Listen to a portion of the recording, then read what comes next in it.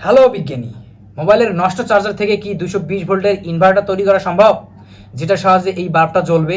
তাও আবার এই একটি মাত্র লিথিয়াম ব্যাটারি ব্যবহার করতে হবে। অনলাইনে আমি অনেক ভিডিও এবং সার্কিট ডিজাইন দেখেছি, কিন্তু অনেকগুলোই ফেক। সঠিক তথ্য খুবই কমে পেয়েছি। সর্বশেষ অনেক ঘাটাঘাটির পর আমি একটা সলিউশন খুঁজে পেয়েছি। আজকে এক্সপেরিমেন্ট করে দেখবো এই চার্জার থেকে কি 220 ভোল্টের একটা ইনভার্টার তৈরি করা সম্ভব কিনা। তো চলেন আজকের এক্সপেরিমেন্টটা শুরু করি। আপনারা অনেকেই এরকম চার্জার একটু নষ্ট হলেই ফেলে দেন। আসলে এর ভিতরে যে সার্কিটগুলো থাকে সবগুলো নষ্ট হয় না, এর ভিতরে দুই একটা কম্পোনেন্ট নষ্ট হয়ে যায়, যার কারণে সম্পূর্ণ চার্জারটি অচল হয়ে যায়। আপনারা এগুলো ফেলে দেন, কিন্তু এটা ফেলে না দিয়ে এখান থেকে অনেক কম্পোনেন্ট বের করে বিভিন্ন কাজ করা সম্ভব। সেজন্যই আমার এই চার্জারটা নষ্ট হওয়ার পরেও আমি এটা ফেলে দেইনি, আজকে এটা কাজে লেগে গেল। তো প্রথমে এটা খুলে ফেলবো। খোলার জন্য এর পেছন সাইডটা এভাবে করে ছুরি দিয়ে বা কোনো কিছু দিয়ে চাপ দিলেই খুলে যাবে। এটা খুলে ফেললাম। এবার সার্কিটটা বের করে ফেলবো। একটু ভালো করে টান দিলেই সার্কিটটা খুলে যাবে। এই তো সার্কিটটা খুলে ফেললাম। এখানে দেখেন সার্কিটে বেশি কিছু জিনিসপত্র নাই, খুবই অল্প অল্প জিনিসপত্র, কারণ এটা 220 ভোল্ট থেকে মাত্র 5 ভোল্ট আউটপুট নিয়ে আসে, যার কারণে বেশি জিনিসপত্রের প্রয়োজন হয় নাই। তো এখান থেকে আমি এই ট্রান্সফরমারটা বের করে নেব। মূলত আজকের এই ইনভার্টার তৈরির জন্য এই ট্রান্সফরমারটার দরকার হবে। প্রথমে এই ট্রান্সফরমারের কিছু কাজ আপনাদেরকে বলে দেই। এখানে যে কয়েকটা পিন দেখছেন, যে এখানে দুইটা পাশাপাশি, এখানে দুইটা পাশাপাশি, আর এইদিকে দুইটা পাশাপাশি, এগুলোর আলাদা আলাদা কাজ আছে। সেই কাজগুলো হচ্ছে, প্রথমে যে এই দুইটা পিন দেখছেন, এই দুইটা পিন হচ্ছে 220 ভোল্ট, এখানে 220 ভোল্ট ইন হয়। আর এই দিকে যে দুইটা পিন বড় বড় দেখছেন দুই সাইডে, এই দুইটা পিন হলো আউটপুট, এবং এইখান থেকে আমরা 5 ভোল্টের আশেপাশে আমরা ভোল্টেজ পাই। আর এইখানে যে দুইটা পিন দেখছেন, এই দুইটা পিন হচ্ছে ফিডব্যাক, মানে এখান থেকে কি পরিমাণ ফ্রিকোয়েন্সি হবে, অর্থাৎ এখান থেকে ফিডব্যাক নিয়ে ফ্রিকোয়েন্সিকে কন্ট্রোল করা হয়। এখানে প্রয়োজন হবে একটা ট্রানজিস্টরের। এটা হচ্ছে TIP41C NPN পাওয়ার ট্রানজিস্টর। সম্পূর্ণ ইনভার্টারকে পরিচালনা করার জন্য এইটাই মেইন ভূমিকা পালন করবে। এই ট্রানজিস্টরটিতে পাওয়ার দিলে এটা বেশ গরম হয়ে যায়, এর জন্য আমি এখানে হিটসিং ব্যবহার করব। এরকম একটা অ্যালুমিনিয়াম হিটসিং আমি এখানে ব্যবহার করব। ট্রানজিস্টর এবং কপারের মাঝে ভালোভাবে সংযোগ স্থাপনের জন্য আমি এখানে একটু থার্মাল পেস্ট দিয়ে দেব। তাহলে এই দুইটা ভালোভাবে কানেক্ট হবে, এবং ট্রানজিস্টরে যে তাপ উৎপন্ন করবে এই তাপটা হিটসিংয়ে সমানভাবে যাবে, এবং হিটসিং এটাকে ঠান্ডা করতে পারবে। তারপর ট্রানজিস্টরটাকে এভাবে এখানে বসিয়ে দেব, এবং একটা স্ক্রুর সাহায্যে ট্রানজিস্টরটাকে ভালো করে এখানে শক্ত করে লাগিয়ে দেব।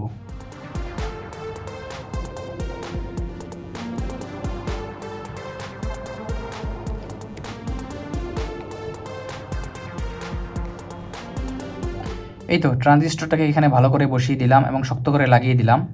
এবার একটা ক্লিপ স্ট্যান্ডের সাথে এটাকে লাগিয়ে দেব, এবং এর সাইডের পাগুলো একটু সাইডে করে নেব। ট্রানজিস্টরের পিনের মাথাগুলো ভালো করে ঝালাই করে নেব আগে।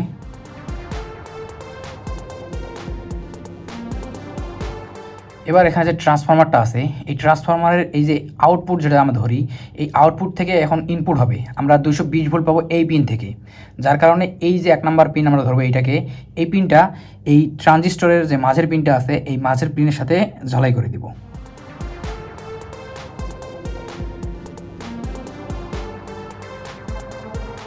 এখন এখানে 220 ওহমের একটা রেজিস্টর নিয়ে নেব। এই রেজিস্টরটা এই দুইটা পিনের সাথে বা এই দুইটা টার্মিনালের সাথে কানেক্ট করে দেব। দেখাচ্ছি, এই সাইডে যে দুইটা পিন আছে, অর্থাৎ এখানে 2 নাম্বার পিন যদি ধরি, তাহলে 3, 4, 5, 6, এই শেষের দুইটা পিনের এই রেজিস্টরটাকে ঝালাই করে দিব।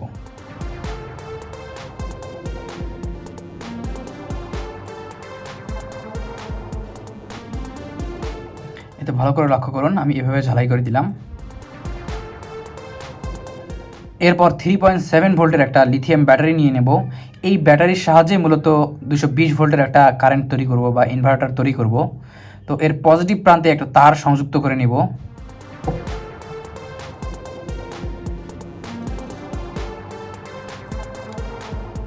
এই তো এর পজিটিভ প্রান্তে একটা তার ঝালাই করে নিলাম।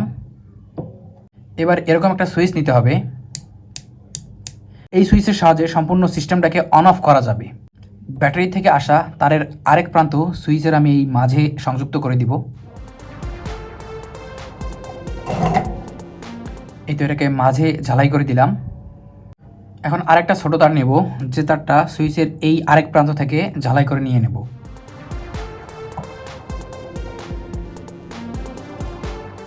এই তো এখানে ঝালাই করে দিলাম। এখন আরেকটা তার নিয়ে নেব, যে তারটা ব্যাটারির নেগেটিভ প্রান্ত থেকে বের করে নেব। তো এখানে আমি সোল্ডারিং করে দেব।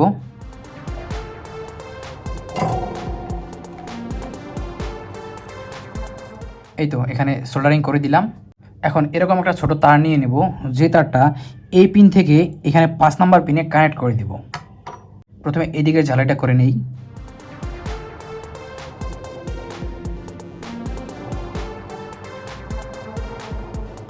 এখন এই দিকে ঝালাই করব।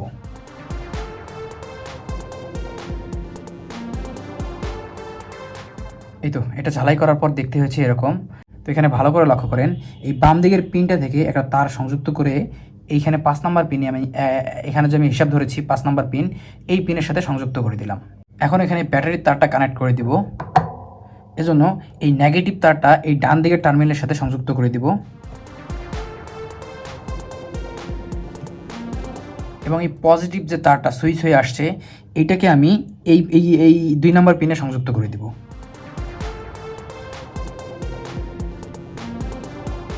এখানে কানেকশনটা ভালো করে লক্ষ্য করলেই বুঝতে পারবেন। এখন আমি আউটপুট পাবো, এখানে যে 2টা পিন বাকি আছে এই 2টা পিন থেকে আমি আউটপুট পাবো। আউটপুটে 220 ভোল্টের এরকম একটা বাল্ব, যেটা পাসওয়ার্ড, এটা কানেক্ট করে দিব। আমার কাছে প্যাচ হোল্ডার নেই, তার কারণে আমাকে এখানেই তার সংযুক্ত করতে হবে, তার পেঁচিয়ে দিতে হচ্ছে। এভাবে দিয়েও আমি টেস্ট করতে পারবো। আপনারা এখানে অবশ্যই হোল্ডার ব্যবহার করবেন, অথবা প্যাচ হোল্ডার ছাড়া যে বাল্বগুলো আছে সেগুলো টেস্ট করতে পারেন। আমার কাছে এই বাল্বটা আসার জন্য আমি এইটাকেই টেস্ট করব, যার কারণে এখানে একটা তার পেঁচিয়ে দিলাম। তারের উপর দিয়ে টেপ পেঁচাতে হবে, না হলে এখানে হাতের স্পর্শ লাগলেই এখানে শক করবে, যার কারণে আমি এখানে টেপ লাগিয়ে দিলাম। এরকম একটা তার নিয়ে নেব, এটাকে এখানে ঢুকিয়ে দেব। ঢুকিয়ে দিয়ে এটাকে আবার আগের মতো শক্ত করে চাপ দিয়ে দেব, দিয়ে দিলাম। এখানেও টেপ লাগিয়ে দেব।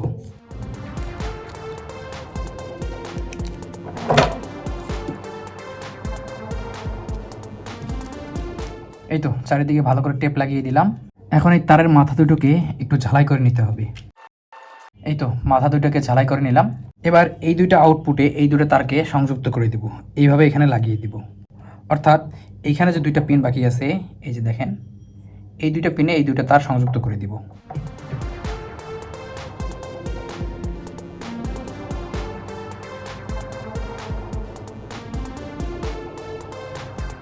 এই তো এখানে ঝালাইয়ের কাজ মোটামুটি শেষ এবং আমাদের এই প্রজেক্টটার মোটামুটি কাজ শেষ। কানেকশনটা এখানে ভালো করে আরেকবার দেখেন, যে এখানে আউটপুট বের হয়েছে, আর এদিক থেকে পজিটিভ, এদিক থেকে নেগেটিভ, আর এইটা হচ্ছে মাঝের এই ফিডব্যাক কয়েলের সাথে সংযুক্ত হয়েছে। এখানে 220 ওহমের একটা রেজিস্টর এখানে কানেক্ট করে দেওয়া আছে, আর ট্রানজিস্টরের মাঝের পিনটা এদিকে কানেক্ট করা আছে। তো চলেন এটাকে এখন টেস্ট করে দেখি যে আসলে লাইটটা জ্বলে কি না।